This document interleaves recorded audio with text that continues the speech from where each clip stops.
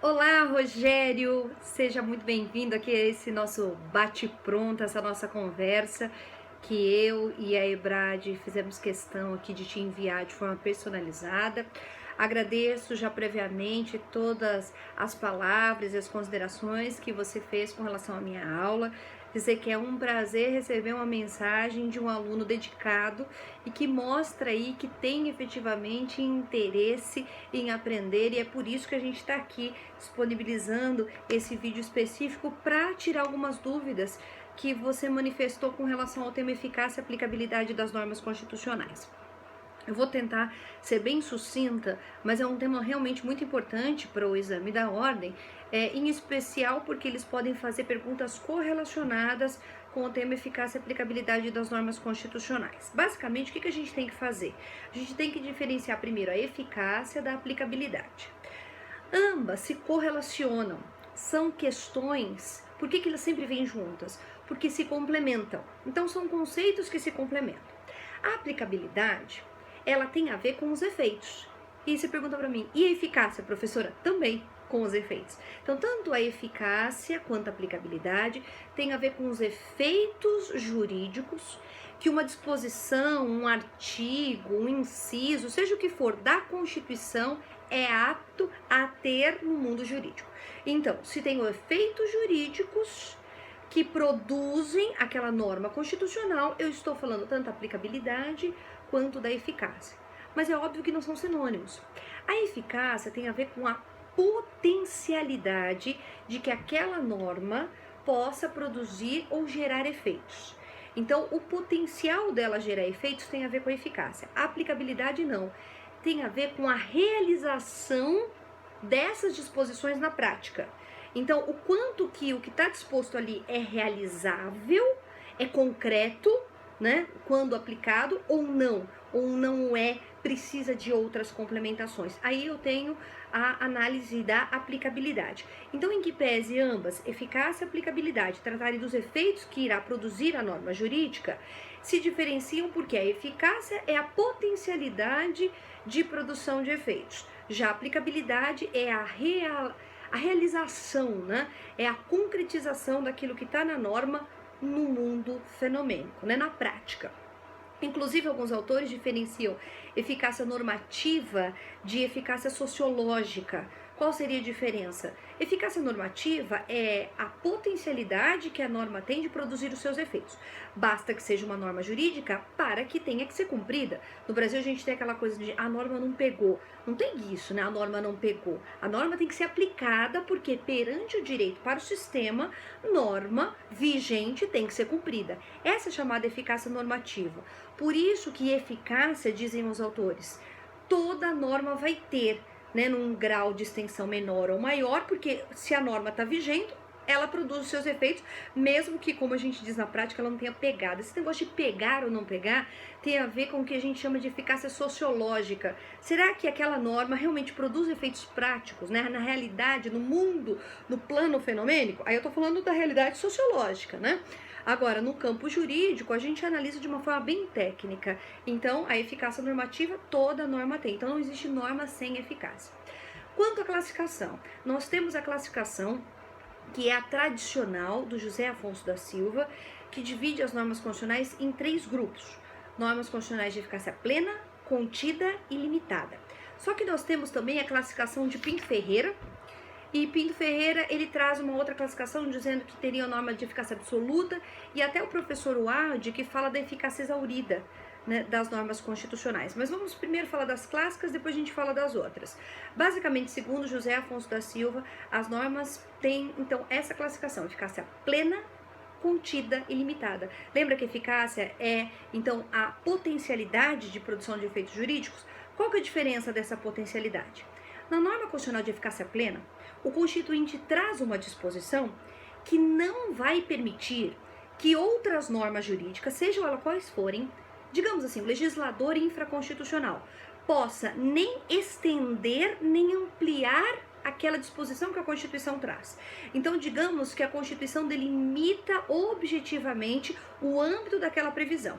Agora, cuidado, viu, Rogério? Isso não significa que em temas de eficácia plena não possa ter regulamentação. Sabe aquilo que o Poder Executivo faz? O legislador faz a lei e depois o prefeito, o governador, o presidente vem e detalha, regulamenta? Então é isso, ele só pode ir nos limites, ele não pode nem ir além nem aquém, não pode nem mais nem menos. Então eu posso até ter uma regulamentação, mas nunca indo além ou aquém do que a Constituição diz. Essa é a plena. Então é autossuficiente a disposição constitucional, não autorizando nem ampliação e nem redução daquilo que a Constituição traz. Já na eficácia contida, eu tenho exatamente uma consequência, que é uma dessas que a gente mencionou que não pode ter na plena. Na eficácia contida, a Constituição traz a disposição, mas como é uma disposição genérica, é uma disposição sem detalhamento, o que pode ser feito nesse caso? Pode ser feito pelo legislador infraconstitucional, porque a Constituição autorizou, porque o Constituinte assim o disse, o que? A regulamentação, mas não aquela regulamentação nos limites do que a Constituição fala, ele vai permitir o Constituinte que aquele conceito vago seja detalhado, seja delimitado a ponto de restringir aquilo que a Constituição fala. Por isso que a gente chama de norma restringível. Então olha a diferença, na plena ele traz tudo, o conceito pronto, não admite que nem se amplie e nem se restrinja. Na eficácia contida, o Constituinte ele traz só uma ideia genérica e deixa ao legislador que detalhe, que traga então as minúcias daquele tema. E com esse detalhamento, o que eu vou fazendo com a temática? Eu vou restringindo. O exemplo típico é o artigo 5º, inciso 13 da Constituição, que fala da questão da liberdade de profissão. A liberdade de profissão, então, ela é livre o exercício de qualquer trabalho, exercício ou profissão, atendida às qualificações que a lei assim estabelecer. Então, quais são essas qualificações? É a lei que vai estabelecer. Então, na hora que ela for detalhar, ela está fazendo o quê? Ela está delimitando, só que delimitando no sentido de restringir.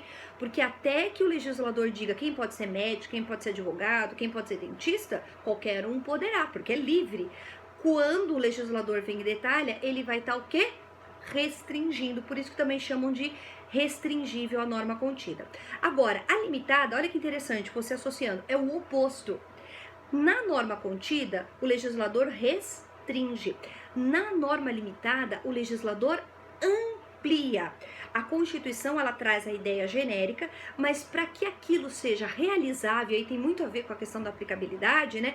Para que produza efetivamente os efeitos, que são efeitos que simplesmente existem, mas não produzem nenhum efeito prático, eu necessito dessa regulamentação. Então, olha só como fica. Na plena, não pode nem ampliar, nem restringir.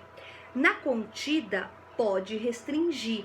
Na limitada, deve-se ampliar. Porque se eu não regulamento, se eu não detalho em âmbito infraconstitucional, aquela norma não é realizável. Ela até tem a potencialidade, mas enquanto não houver regulamentação, aquilo não tem aplicabilidade prática. Por isso que, olha que interessante, Rogério, na norma de eficácia plena e contida, a aplicabilidade é imediata. Por quê? Porque ela pode ser realizada de plano? Pode, porque numa não vai poder regulamentar nem para mais nem para menos, só para detalhar. Na outra pode regulamentar para menos, mas mesmo que não haja nem em uma nem em outra, ela está produzindo seus efeitos. Na limitada não está. Então, a aplicabilidade é imediata, postergada, diferida. Enquanto não houver a regulamentação, aquela norma não vai produzir os seus efeitos. E aí, a doutrina faz uma subclassificação, que as normas de eficácia limitada poderiam ser divididas em princípios institutivos e programáticos. E aí fica até mais fácil a gente entender o que é uma norma limitada. Institutiva seria qual? Seria aquela que cria instituições, cria entidades, criam órgãos, porque enquanto aqueles órgãos, instituições, entidades ou pessoas não existirem, aquela norma constitucional não vale de nada. Então essas são as institutivas. Exemplo, preciso criar a Defensoria Pública para que realmente eu consiga prestar o serviço de uma advocacia gratuita fornecida pelo Estado.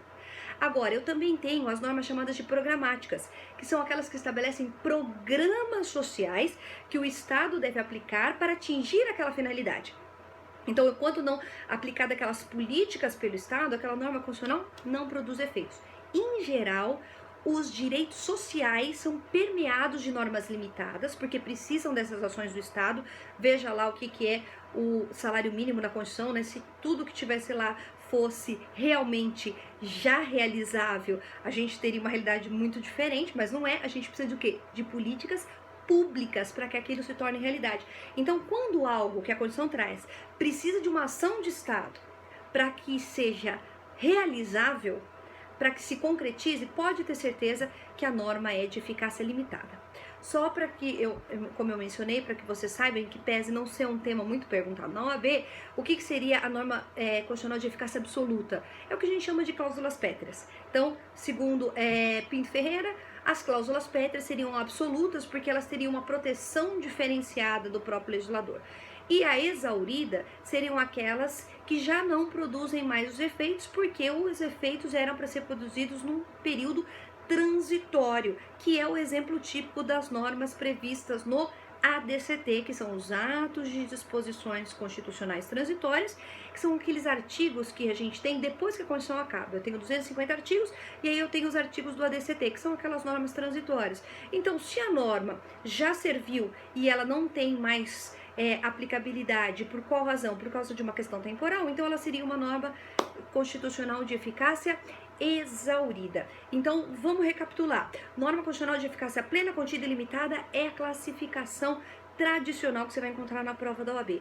A plena não admite nem ampliação nem restrição. A contida admite restrição, a limitada precisa de ampliação. Eu costumo falar na minha aula que você pode decorar assim, né? A plena não admite regulamentação, a contida admite, a limitada precisa de regulamentação. Por isso que as duas primeiras são imediatas e a segunda seria imediata ou postergada.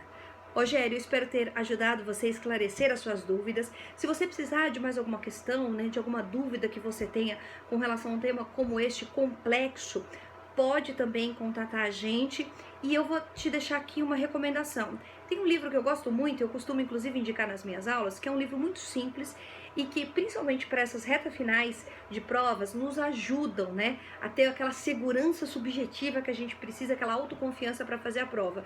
Se for possível, dá uma olhada no livro do professor Adila Megubulos, aquele livro Direito Constitucional ao Alcance de Todos, nesse capítulo. Por quê? Porque ele vai trazer um resumo bem simples da eficácia e aplicabilidade e no final vão trazer testes ali. Claro que a gente tem todos os outros autores fantásticos, mas como você está com essa realmente dúvida pontual, eu acredito que se você conseguir fazer essa leitura, pelo menos do capítulo Eficácia e Aplicabilidade, vai te ajudar demais.